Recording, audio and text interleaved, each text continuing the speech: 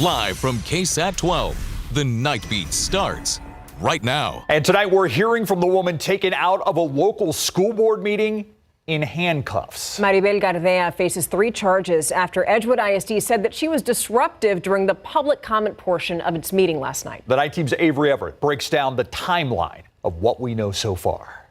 Hey, don't be aggressive with her. For speaking at a board meeting because they didn't like what I had to say in Spanish and English. Video shows the moment Edgewood ISD police officers removed a San Antonio woman from a school board meeting in handcuffs. This is so unright for the citizens of Edgewood. This is ridiculous.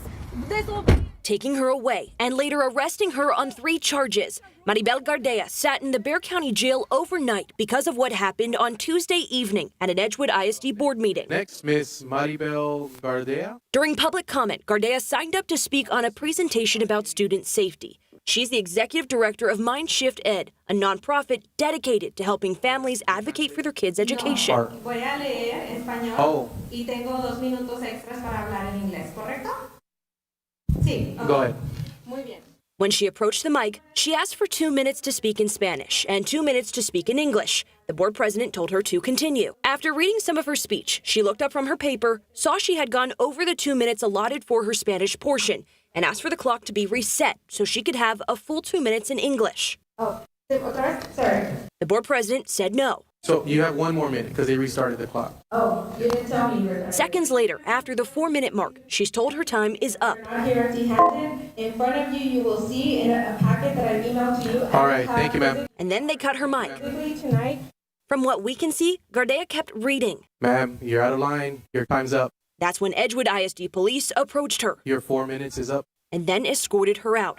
Okay. We got this video from someone there showing officers detained her. That interaction played out in this parking lot behind the district building just 24 hours ago. Now, Maribel Gardea faces 3 charges: resisting arrest, criminal trespass, and disrupting a meeting. I wanted parents to feel comfortable to voice their opinions, and then this happens. That's what Gardea said to Telemundo Wednesday morning after leaving the Bexar County Jail. How criminal, she says. A district that tries to silence the voices of families is criminal.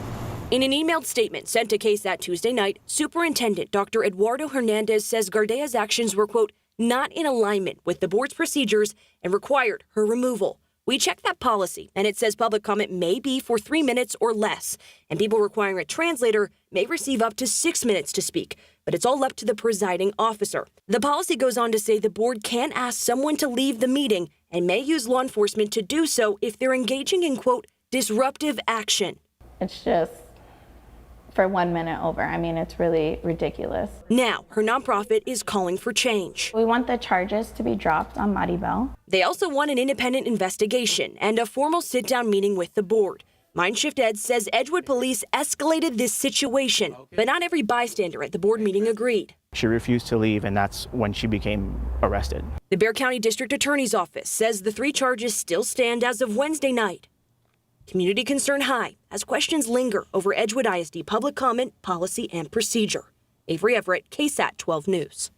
A federal judge pausing a Texas law that would have required the 10 Commandments to be posted in Texas public school classrooms. So the judge said that the state didn't limit posting the display to classes that are relevant to that religious document. He also said that the law pushes from showing students to pressuring them. The law was set to take effect September 1st, and it will, but it only applies to the school districts that were not involved in the lawsuit that brought all of this about. The districts that were don't have to post the 10 Commandments. One of the parents who filed that lawsuit calls today's ruling a win. For those of us who choose to have our children in public schools, we believe strongly that being in a space that's multicultural is a great way to raise strong and culturally aware citizens of our city and of our state. And so I'm not in favor of any religious doctrine being posted on the wall of the classrooms of our schools. If it were a Jewish doctrine, I would be opposed to it as well. She's a rabbi, by the way. State Attorney General Ken Paxton says that he's going to appeal this ruling. And if that happens, if he follows through with that, the case is expected to go to the Fifth Circuit Court of Appeals and eventually wind up before the Supreme Court. Texas now one step closer to making a bill that could potentially send 5 more Republicans to Congress a reality. The state house just passed a redistricting bill. Yeah, that move follows that 2-week standoff when Democrats fled the state to block the measure. Many of them went to Chicago. They blasted the bill as a power grab that weakens non-white voters' influence. But Republicans, backed by President Donald Trump, argued the new maps strengthen their political chances. The bill now heads to the Senate. Once approved by the Senate, Governor Greg Abbott expected to sign it into law. A lot of reactions tonight. In response to that map, House Speaker Dustin Burrows released a statement saying in part, quote, "This work has helped us deliver the legal remedied maps Texas voters deserve. Today's passage of the congressional map has ushered in a new chapter of Republican unity, and I'm proud to have led my colleagues in this important achievement." End quote. And then on the other side, you have Congressman Joaquin Castro, who also released a statement on the new map saying in part, quote, "The Texas House has now passed racist and illegal congressional maps that rob all Texans of their voice. They have opened the country's eyes to Trump's attack on our voting rights and galvanized people across this country to speak out." End quote. Tonight, the problems continue for a San Antonio charter school community. And this is the same school that announced that it was closing just days before this latest school year began. Yeah, as the 9 Team's John Paul Barajas explains, the teachers who taught summer classes at the Bexar County Academy Charter School, they still haven't been paid. They don't know when or if they will ever be. We rendered the service. Now we want to be paid. It's a simple but stern message. 8 summer school teachers from Bexar County Academy Charter School are still waiting for a paycheck that is more than a month late. I literally had to ask for a handout and say, hey, can you help me with my electric bill? Because I can't pay it. I had to go get assistance for everything. I was even facing eviction. My parents that have been helping me. And without them, I don't know if I would have been able to make it. To complicate matters, Bexar County Academy closed and voluntarily surrendered their charter to the Texas Education Agency just days before their supposed back-to-school start. Do y'all believe because of the fact that the school has closed and it closed so late prior to the supposed start date that that's affected y'all's paycheck? I think it's awful coincidental. I think that it's a red flag considering we have been waiting for the pay prior to finding out about the voluntary surrender to TEA. The 4 teachers we spoke to say they've had conflicting messages about what the holdup is, who's responsible for sending them their check, and when it'll be sent by. They said the July 18th, they said, or possibly the 2 weeks after that. Also, they said it might be with our first paycheck that when we restarted the new school year. Right. The new school year that isn't. That did not open. The TEA originally stated they do withhold certain funds when closing a charter as part of an audit, but that they don't withhold payroll. We have sent them follow-up questions and are waiting to hear back. They've also left multiple voicemails for the attorney who represents Bexar County Academy's board of directors. We're not asking for a handout. We just want to be paid for the work we've already done. John Paul Barajas, KSAT 12 News. Please pass SB 1 so no parent sends their child to camp believing they are safe, only to face this nightmare. Obvious common sense safety measures were absent. Protocols that should have been in place were ignored. As a result, my daughter was stolen from us. You just heard from the mother of one of the Camp Mystic campers. These parents spent hours today testifying before Texas lawmakers about last month's deadly flood. As you can imagine, they got very emotional. They shared memories of their daughters and also said that they wished Camp Mystic had a better safety plan. Yeah, through oftentimes tears, they spoke on behalf of the little girls who didn't make it to safety that morning. They spoke in support of Senate Bill 1. Now, if passed, that bill would require camps in flood-prone areas to have evacuation plans for emergencies like flash floods. Camps must be listed online with a valid license and can't have cabins in a floodplain in order to renew or get a new license. They'd also need operating radios with real-time weather alerts from professional services. Leaders from other Hill Country camps also spoke out in favor of SB 1. Governor Greg Abbott will actually be in Kerrville tomorrow to announce funding for long-term flood relief following those July 4th floods. He'll join leaders from the Community Foundation of the Texas Hill Country, Hunt ISD, and other officials and community members for that announcement tomorrow. It is one of those things you don't expect to see. The mayor debating Spurs Jesus. Tomorrow, a big day for the future of the possible new Spurs arena. City staff and Spurs officials have agreed on a $1.3 billion plan that's part of the bigger Project Marvel. So then tomorrow morning, the city council is going to vote on a set of terms. But we do want to make it clear the terms are not legally binding. They're not a legal contract. Mayor Gina Ortiz-Jones wants to wait until a new economic study is done and more community meetings happen before moving forward. Today, that's what you're looking at here. Business leaders showed up to support passing the terms. But then, you see her there, the mayor surprised everybody. She stepped into the crowd to push for a pause on the project yet again. And then things got really tense when the mayor clashed with the Spurs superfan that many of you know as Spurs Jesus. Go Spurs, go! Spurs Jesus, you had a question? They've never said that. Hold on, let's be. We've never said that. What would you do if they did leave? We've never said that. But that's not the question. That was my question.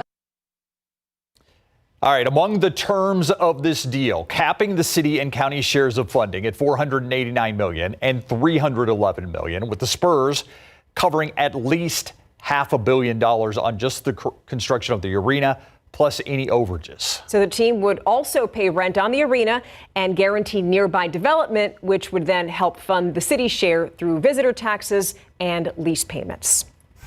Still ahead, the owner of a Northeast Side animal boarding business now facing felony assault charges. Plus, defense attorneys in a capital murder trial say that prosecutors have the wrong guy. R.C. Curtis is accused of killing a San Antonio woman 10 years ago. And we're going to take you to his retrial up next.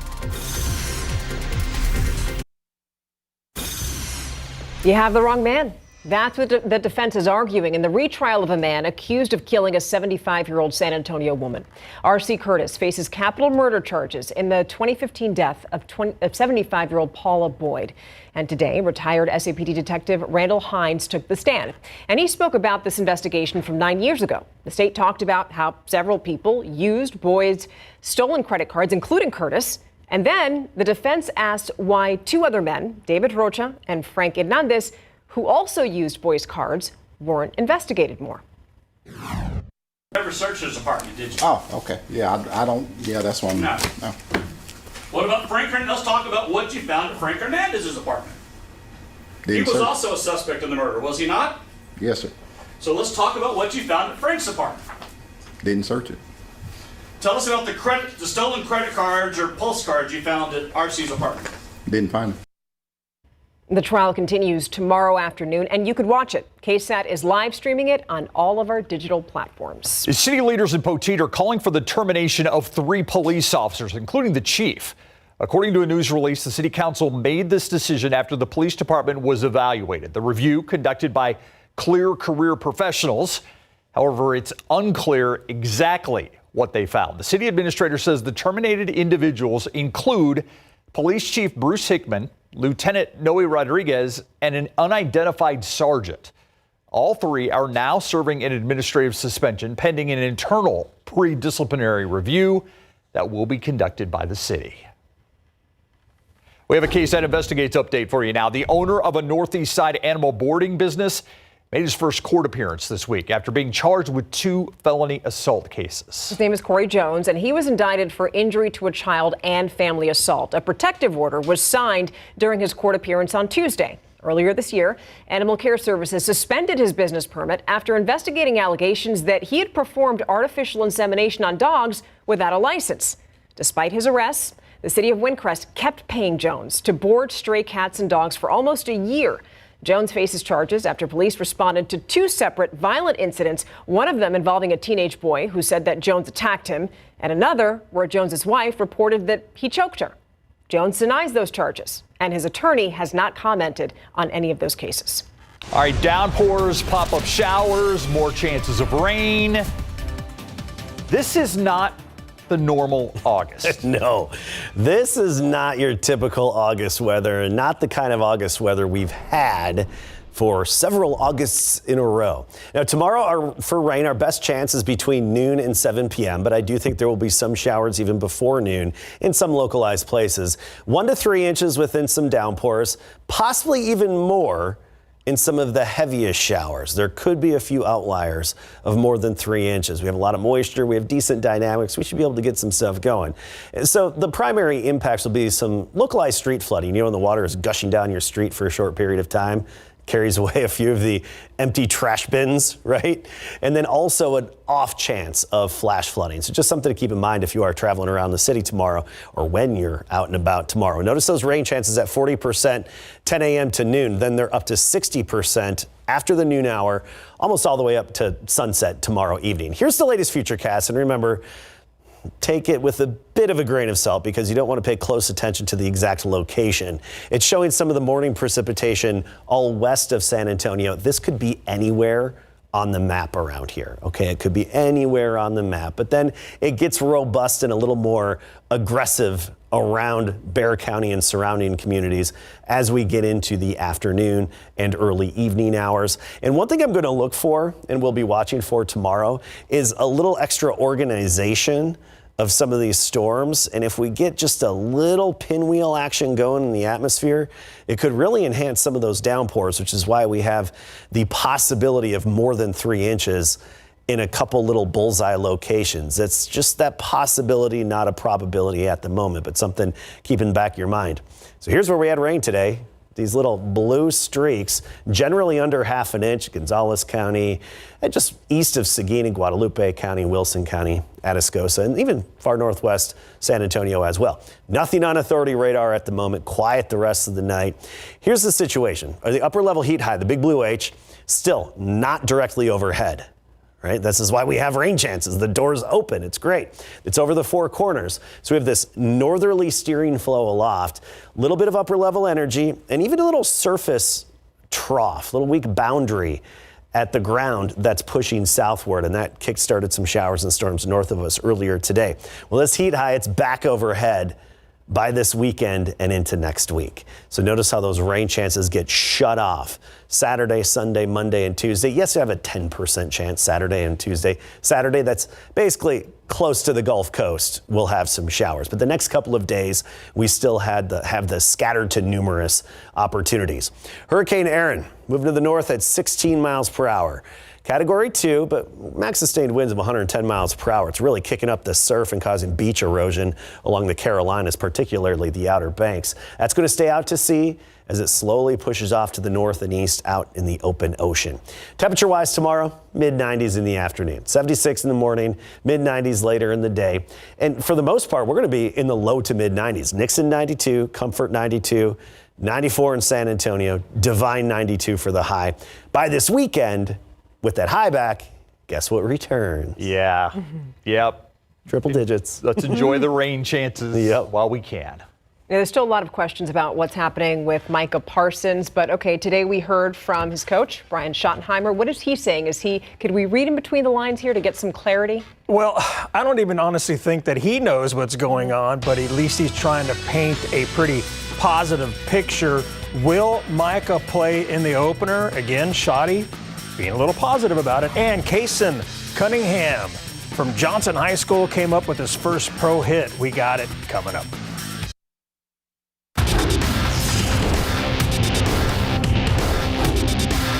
Well, to me, this is a team game. You know, I mean, like, I'm not going to sit here and say that any player is more important than any other player. I just started out the press conference saying that it's going to take all 53 guys. That's Brian Schottenheimer saying the Dallas Cowboys need more players than just Micah Parsons in big board sports. During Monday Night Football, former Cowboys quarterback Troy Aikman said on the broadcast that Micah Parsons has the leverage because the Cowboys can't win without him. Micah and the Cowboys are in a stalemate when it comes to his contract extension. Parsons is currently on the final year of his rookie deal. And with the regular season opener just around the corner, fans want to know, will he face the Eagles? Here's Shotty on what Troy had to say, and if he's bothered by all the Micah questions, and if he feels Parsons will play at the Super Bowl champs. Again, everybody has their thoughts and opinions and on the Micah situation, but to me, what's going to make us special and what's going to allow us to win a Super Bowl would be when we're all performing. And no, honestly, I know you guys have to ask the questions, and I respect that and understand that. I think my tone hasn't changed. My answer hasn't really changed. I'm focused on the field. I'm focused on the guys that are working, and the business side of it's going to take care of itself. And but no, I could answer those questions all day long. Does it make it harder to scheme a game plan, though, as a head coach without one of your top players? No, because I think at the end of the day, we feel like Mike is going to be out there when we can line up against Philadelphia here in 15 days or whatever it is. And, so no, the answer is, yeah, I feel good about that, yeah. Without a contract extension? I feel good that Mike is going to be out there against the Philadelphia Eagles. And that game is set for Thursday, September 4th at the Eagles, and Philly is favored by a touchdown.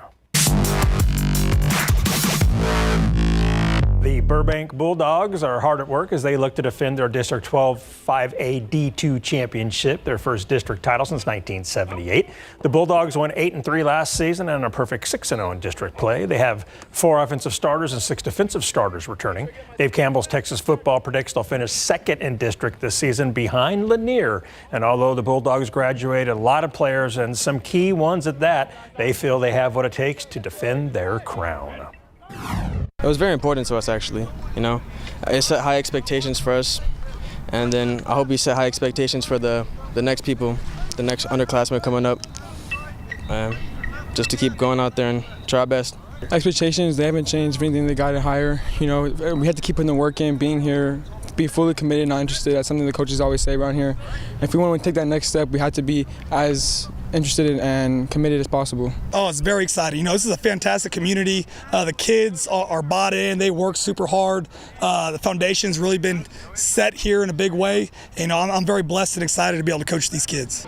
Coach Ricker and his Bulldogs will open up their season Friday, August 29th at Lavernia at 7:30 p.m. Staying in District 12 5A D2, the Brackenridge Eagles are looking to turn things around this season, led by their first-year head coach, Steve Garcia. The Eagles haven't won a game in 2 seasons, and they last made the playoffs in 2021. The Eagles have 10 starters returning from last season. That's 5 on each side of the ball. And Dave Campbell's Texas football has them finishing last in district, and Brack wants to change that. It's going to be bright. We got a bright team this year. Everyone ready to play, coming back from an 0-10. I think my expectations this year of this team is that we just bring in the energy this year. We get that pop in. Same, every time we go on defense, we hit that pop. But I just think we can at least score some more this year. The expectation is, we're going to outwork everyone. And we know people don't respect us, and that's fine. And we're out to prove ourselves, and we're going to shock some people. Brack will kick off the season on the road at Kingsville King Thursday the 28th at 7 p.m. Kaysen Cunningham has his first pro baseball hit after the